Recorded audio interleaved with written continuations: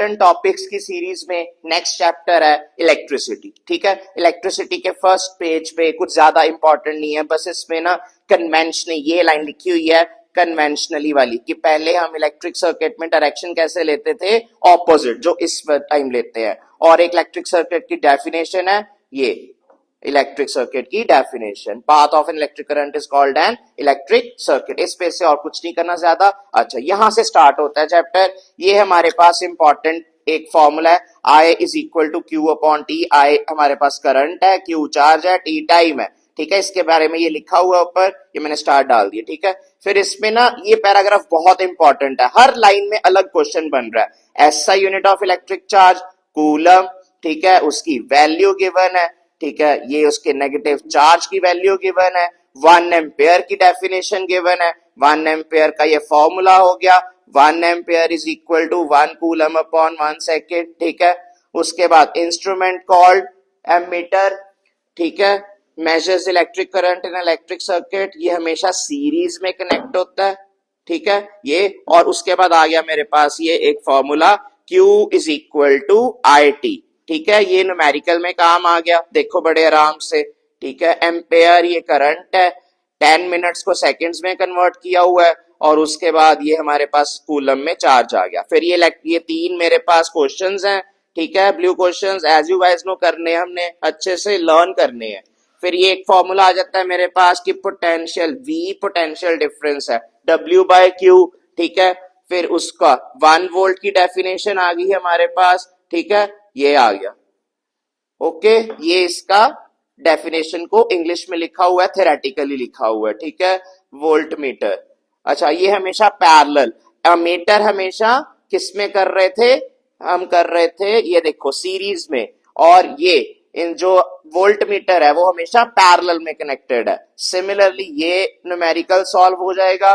ठीक है, ये वाले फॉर्मूले से W is equal to VQ, ये फॉर्मूला आ गया। 3 फॉर्मूले हो गए, ये देखो एक, ठीक है, एक ये फॉर्मूला था हमारे पास, एक ये था, सेम ही है, बस मतलब वैल्यूज इधर की हुई हैं साइड बाय साइड। ठीक है, और एक ये आ गया हमारे पास। अच्छा, फिर आ गया हमारे पास ये 3 ब्लू क्वेश्चंस, बहुत इजी क्वेश्चंस हैं। ठीक है, अच्छा, उसके बाद ये कुछ करने की जरूरत नहीं है, ये सारे जस्ट फॉर रीडिंग है, रीडिंग पर्पस के लिए। ये आ जाता है हमारे पास, ये जो अंडरलाइन किया हुआ है ये ग्राफ, ये पहले ग्राफ, ये है ओम्स लॉ, ओम्स लॉ का ये ग्राफ आ गया। ठीक है, ये हमारे पास V directly proportional I, V upon I constant, V is equal to IR हमारे पास आ गया। ठीक है, ये आ गया हमारे पास ओम्स लॉ डेरिवेशन, और ये आ गया उनको वर्ड्स में लिखा हुआ है। ठीक है, ये सारा पोटेंशियल डिफरेंस। ठीक है जी, अब इसके रिलेटेड मैंने इसमें से जो R की वैल्यू, ये एक फॉर्मूला बन गया मेरे पास। ठीक है, ये आ गया यूनिट्स के अकॉर्डिंग, SI यूनिट्स के अकॉर्डिंग। फिर सारा छोड़ दो, फिर एक क्वेश्चन, जो बेसिक क्वेश्चन आएगा ही आएगा कि फैक्टर्स बताओ, रेजिस्टेंस किस पे डिपेंड होता है, वो आ जाता है हमारे पास। ये एक लेंथ और एक क्रॉस सेक्शन एरिया। ठीक है, ये आ गया क्रॉस सेक्शन, ठीक है, और लेंथ। ये लास्ट 2 लाइंस लर्न करनी है आपने बस, ये इसमें से। ठीक है, और इससे हमारे पास ये वाला फॉर्मूला बन जाएगा, R is equal to rho L upon A। Rho क्या है, ये देखो रेजिस्टिविटी, ये लिखा हुआ है, ये लास्ट 3 लाइंस लर्न कर लेनी है। SI यूनिट इसका है ओम मीटर। ठीक है, ये हो गया।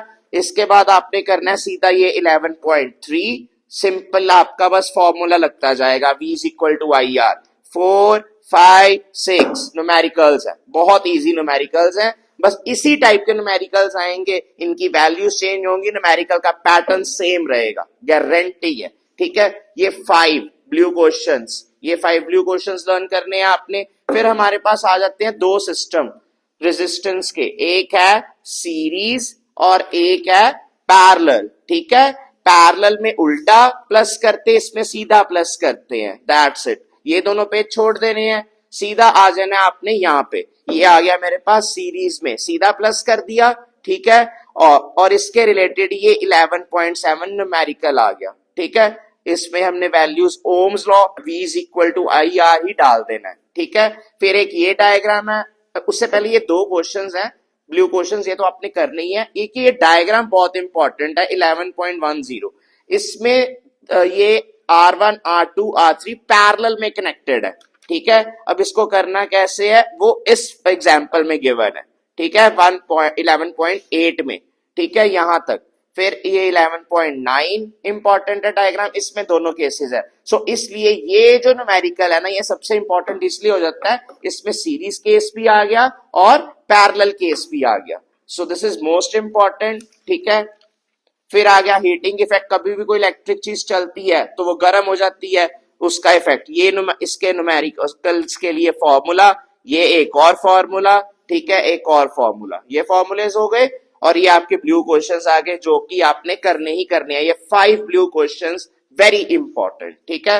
फिर ये न्यूमेरिकल अगेन, न्यूमेरिकल न्यूमेरिकल, यही फॉर्मूले 1 2 3 न्यूमेरिकल, ये फॉर्मूले से ये न्यूमेरिकल सॉल्व हो जाएंगे, पावर, हीट, सारा कुछ फाइंड आउट करने के लिए, ठीक है। अच्छा, पावर के लिए ना एक और क्वेश्चंस भी है, ये देखो, P is equal to VI। आप अगर पेपर में आपको पता चल गया कि पावर का कोई न्यूमेरिकल है, सिर्फ फॉर्मूला लिख दोगे, आपको हाफ मार्क्स मिल जाएगा, ठीक है। वैल्यूज फिल कर दोगे, उसको सॉल्व कर दोगे, ऐसा यूनिट आपको पता होना चाहिए, ऐसे इलेक्ट्रिक पावर इज वॉट, ठीक है। मेन इस साइड पे आना जरा, ये देखो, इस पेज पे ना ये 3 ब्लू क्वेश्चंस भी है, ये भी करने हमने लर्न, ठीक है। और ये हमारे पास कुछ फॉर्मूला है, उसके अकॉर्डिंग बस ये P is equal to VI डाल के ये हमने न्यूमेरिकल्स कर लिए। अब दिख तो रहा है हमें साफ साफ कि इस चैप्टर में से 2 न्यूमेरिकल्स, ठीक है, और 2 थ्योरेटिकल क्वेश्चंस गारंटेड बनेंगे, ठीक है। और साथ में आ गए ये इसके back questions, most important ones, ठीक है। बैक क्वेश्चन से पहले बाकी चैप्टर के हर छोटे छोटे फॉर्मूले को पढ़ते जाओ, लर्न करते जाओ, ब्लू क्वेश्चंस लर्न कर लो और back questions. This will complete your electricity chapter.